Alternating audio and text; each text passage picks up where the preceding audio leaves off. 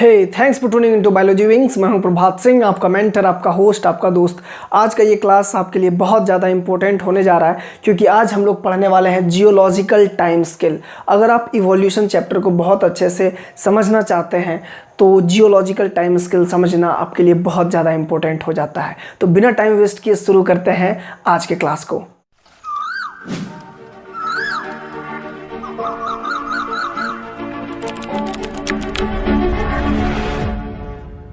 My dear students, अगर हम geological time scale पर बात कर रहे हैं तो सबसे पहले समझेंगे हम लोग कि ये अर्थ का ओरिजिनेशन कब हुआ। 4.5 बिलियन ईयर अगो इस अर्थ का ओरिजिन हुआ और इस अर्थ पर तब से आज तक जो कुछ भी घटनाएं हुई हैं, जो कुछ भी इवेंट हुआ है, उस इवेंट को एक टाइम के रेफरेंस में पढ़ने के लिए हमको एक स्केल चाहिए।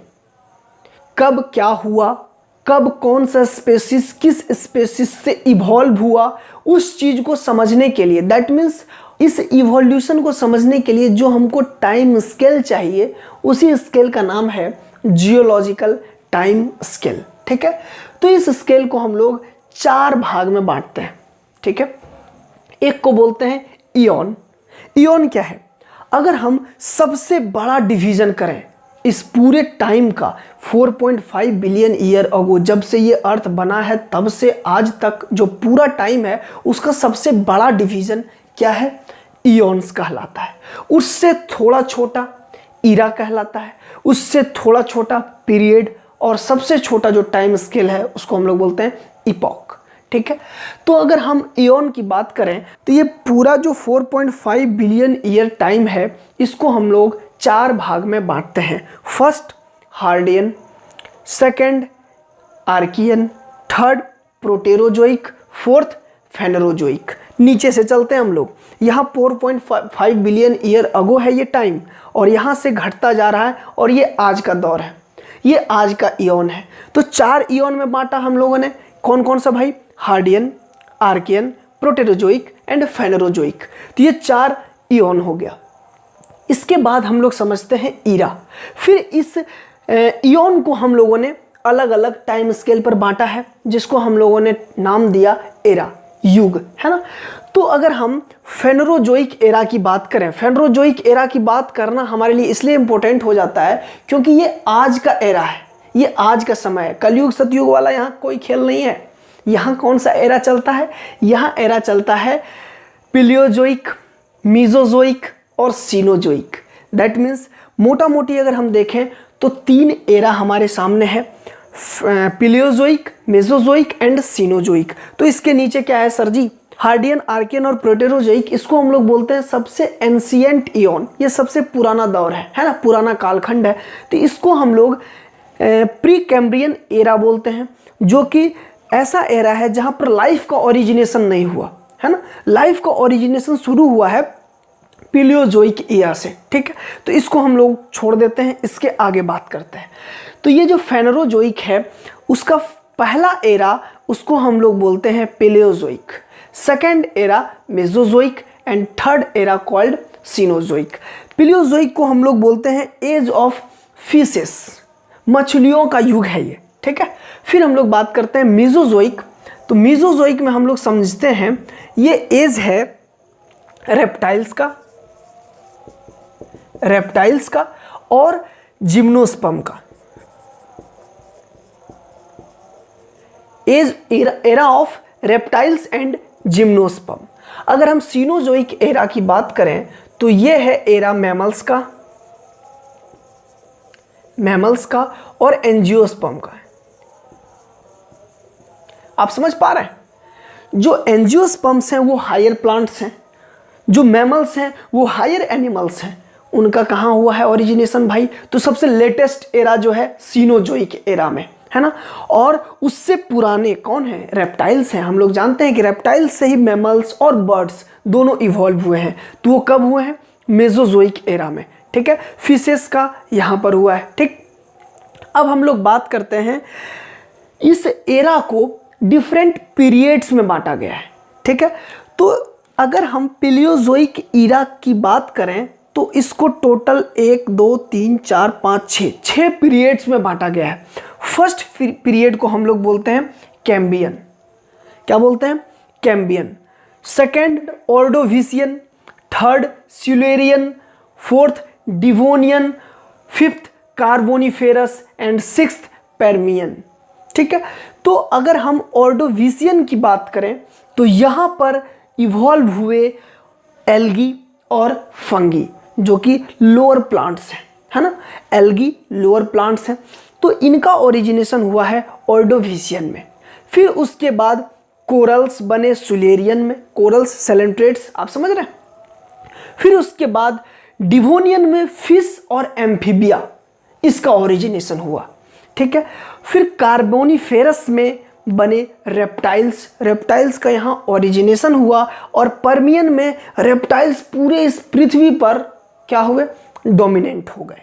फिर उसके बाद एरा चेंज हुआ, पिलियोजोइक से मीजोजोइक आ गया। मीजोजोइक का 3 period, first Triassic, second Jurassic और थर्ड क्रिटेशियस।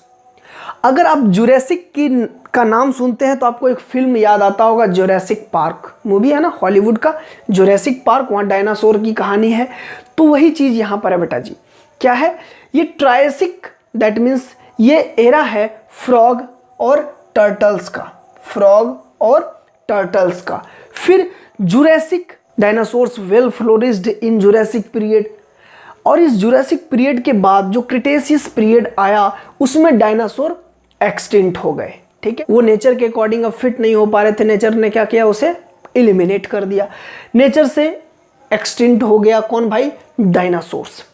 यहाँ पर ये मीजोजोइक ईरा खत्म हुआ। फिर इसके बाद स्टार्ट हुआ सीनोजोइक, जो कि आज का ईरा है। क्या है? सीनोजोइक, कलयुग नहीं, सीनोजोइक युग। ठीक है, इस सीनोजोइक युग को फिर से 2 पीरियड्स में बांटा जाता है, टर्शियरी और क्वार्टेनरी। टर्शियरी को फिर 4 टर्शियरी को फिर से इपॉक में बांटा जाता है, वो हम बाद में बात करेंगे। तो टर्शियरी और क्वार्टेनरी ये 2 पीरियड्स हो गए सीनोजोइक ईरा के।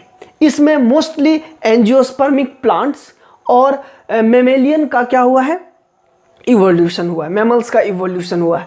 अब हम लोग बात करते हैं इस टर्शियरी पीरियड्स के बारे में। जो सीनोजोइक का टर्शियरी पीरियड है, इसको 1 2 3 4 5 इपॉक में बांटा गया है। हम लोग नीचे से पढ़ते हैं, ठीक है, यहाँ मैंने एरो दे रखा है। तो 5 इपॉक में बांटा गया है टर्शियरी पीरियड को। फर्स्ट इपॉक का क्या नाम है भाई? पैलियोसीन। इस पैलियोसीन जो इपॉक है, इसमें स्मॉल मैमल्स, जो छोटे छोटे मैमल्स थे, रैट, इन सभी चीज़ों का क्या हुआ है? इवोल्यूशन हुआ है। फिर बात आगे बढ़ी तो इयोसीन इपॉक आया। इस इयोसीन में रैबिट्स का इवोल्यूशन हुआ है, रैबिट्स ग्रो किए हैं। फिर उसके बाद ओलिगोसीन, ओलिगोसीन में कैट, डॉग, कैमल्स, ये सब का इवोल्यूशन हुआ है, ये सब डेवलप किए हैं। फिर उसके बाद हम लोग बात करते हैं मियोसीन। मियोसीन में फ्लावरिंग प्लांट्स, एंजियोस्पर्मिक प्लांट्स जिसको बोलते हैं, उसका ओरिजिनेशन हुआ है भाई। फिर आगे आता है पिलियोसीन। तो ये जो पिलियोसीन है, इसको हम लोग बोलते हैं अर्ली ह्यूमन का ओरिजिनेशन इपॉक। ठीक है, यहीं पर अर्ली ह्यूमन क्या हुए, जिसको अर्ली मैन बोलते हैं हम लोग, वो क्या है? यहीं पर उनका ओरिजिनेशन हुआ। फिर बात आगे बढ़ी तो पीरियड चेंज हुआ। फिर अब क्या हुआ भाई? अब आ गया क्वार्टनरी पीरियड। टर्शियरी से क्वार्टनरी पीरियड। क्वार्टनरी में क्या हुआ? 2 इपॉक, पहला प्लेस्टोसीन और दूसरा होलोसीन। प्लेस्टोसीन और होलोसीन। प्लेस्टोसीन में होमोसेपियंस, जिसको हम लोग बोलते हैं पहला जो सोचने समझने वाला मानव है, वो डेवलप किया, उनका ओरिजिनेशन हुआ। और फाइनली आज जो मॉडर्न ह्यूमन है हम लोग, वो किस इपॉक में है भाई? होलोसीन में। अगर हम आज के समय की बात करें तो आज का इयोन क्या होगा? फेनरोजोइक। आज का एरा क्या होगा? सीनोजोइक। आज का पीरियड क्या होगा? क्वार्टनरी। और आज का इपॉक क्या होगा? होलोसीन। समझ पा रहे हैं बात को? ये आज का दौर है। ठीक है। तो इस पूरे कहानी को, इस पूरे इवोल्यूशन के स्टोरी को, इस अर्थ के सारे इवेंट्स को हम लोग एक टाइम के रेफरेंस में पढ़ने के लिए जिस टाइम स्केल का यूज करते हैं that is called geological time scale. I hope ये आपको समझ में आ गया होगा। कोई भी परेशानी हो तो आप कमेंट में पूछ सकते हैं, मैं इस पर कोई और वीडियो बना दूंगा आपके लिए। यहाँ तक आपको अगर समझ में आ गया तो सारे बच्चे प्लीज़ एनसीईआरटी को खोलिए जा करके, उसको पढ़िए, उसको समझिए। वहाँ जब आप एनसीईआरटी को पढ़ेंगे तो वहाँ कई सारे डायग्राम्स मिलेंगे आपको, वहाँ से आप बहुत अच्छे से उसको समझ सकते हैं। ये एक मोटा मोटी जो एक टाइम का जो स्केल है वो मैंने आपके ब्रेन में फिट करने की कोशिश करी है। तो वहाँ पर आपको सारा कुछ नहीं मिलेगा बुक में, आपको ये पिलियोजोइक, मेसोजोइक और सीनोजोइक मिलेगा और कुछ ये सारी चीज़ें मिलेगी। सारा कुछ आपको एनसीईआरटी में नहीं मिलने वाला, लेकिन ये पूरा टाइम स्केल हो गया। इससे क्या कर सकते हैं आप, पूरा जो ब्रेन में कॉन्सेप्ट है टाइम स्केल का वो फिट कर सकते हैं। और इसको as a student of biology मत पढ़िए, इसको जनरल नॉलेज की तरह अपने आप में एक्वायर कीजिए, क्योंकि ये आपको हर जगह काम देने वाला है। आप ज्योग्राफी पढ़ेंगे वहाँ पर काम देगा, आप सिविल सर्विसेज या कोई और कम्पिटिटिव एग्जाम करना चाहते हैं आगे तो यहाँ से क्वेश्चंस पूछे जाते हैं। और ये एक इंपॉर्टेंट पॉइंट हो जाता है, क्योंकि जब से ओरिजिन हुआ है अर्थ का तब से आज तक के टाइम स्केल को और सारे इवेंट्स को पढ़ना वो बहुत इंपॉर्टेंट होता है। तभी आप कोई एक अच्छा कॉन्सेप्ट डेवलप कर सकते हैं बायोलॉजी में, क्योंकि biology study of living time की बात आएगी, कब क्या हुआ था भाई, कब एम्फीबिया का ओरिजिनेशन हुआ था पूछा जाएगा, कौन से पीरियड में हुआ था, कौन से इरा में हुआ था, कौन से इपॉक में हुआ था, क्या टाइम रहा था, है ना। तो ये सारी चीज़ों को हम लोगों को समझना चाहिए। तो ये हो गया आपका geological time scale. I hope आज का क्लास आपके लिए बेनिफिशियल रहा होगा। अगर आपको सब कुछ समझ में आ गया है तो कमेंट में बताइएगा, वीडियो को लाइक कीजिएगा, अपने दोस्तों के साथ शेयर कीजिए जिनको इस टॉपिक में प्रॉब्लम हो रहे हैं। मिलते हैं नेक्स्ट वीडियो में, तब तक के लिए अपना ख्याल रखें, माँ बाप का ख्याल रखें। जय हिंद, बी नेचुरल।